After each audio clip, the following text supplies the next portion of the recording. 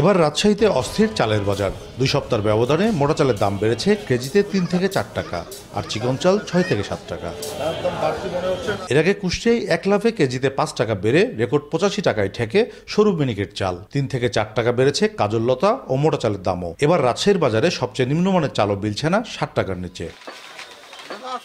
ব্যবসায়ীরা বলছেন মিলগেটে চালের দাম বেশি, যার প্রভাব পড়ছে খুচরা বাজারে। অনিয়ন্ত্রিতভাবে চালের দামের ঊর্ধ্বগতিতে নাভিশ্বাস ক্রেতাদের। দায়ী করছেন বাজার নিয়ন্ত্রণের ব্যর্থতাকেও। আমরা যেখান থেকে কিনে নিয়ে আসি পাইকারি বাজারে, ওনারা বলছে ধানের দাম বেশি। ধানের দাম বেশি হওয়াতে আপনার যারা মিলের মালিক তারা বলছে যে ধানের দাম বেশি হওয়াতে চাউলের বাজার বেশি হচ্ছে। বড় বড় মিলেরা দিতে চাচ্ছে না, দাম বাড়তে যাচ্ছে, চাউল নাই তা বলছে সিন্ডিকেট পার্টিটা।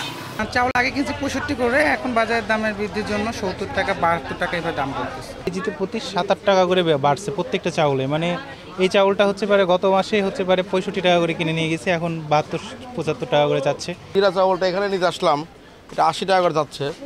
এটা দাম গতবার চেয়ে বেশি মনে হচ্ছে, এবারে যেমন 78 টাকা বা 76 টাকা করে বিক্রি হয়, এখানে 80 করে যাচ্ছে। অর্থনীতিবিদদের শঙ্কা, মিলারদের সিন্ডিকেট নিয়ন্ত্রণ করতে না পারলে চালের দাম আরও বাড়বে। আর গদবাধা বুলি আওড়াচ্ছে খাদ্য বিভাগ। একটা সিন্ডিকেশন, তাদের মধ্যে একটা যোগাযোগ, নিজেদের মধ্যে একটা সমন্বয় মিলারদের মধ্যে, সেখানে এই কারণে একটা দাম এই মুহূর্তে বাড়ছে। রোজার দিন রোজা থেকে তো আসলে মোটা বা মাঝারি চাল খেতে চায়, একটু ভালো মানের চাল খেতে চায়, যে কারণে চিকন চালের দাম একটু বেশি।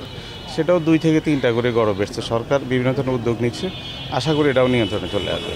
গেল 1 মাসে সরকারিভাবে চাল আমদানি হয়েছে প্রায় 2.5 লাখ টন। বর্তমানে গোদামে মজুত আছে প্রায় 14 লাখ টন।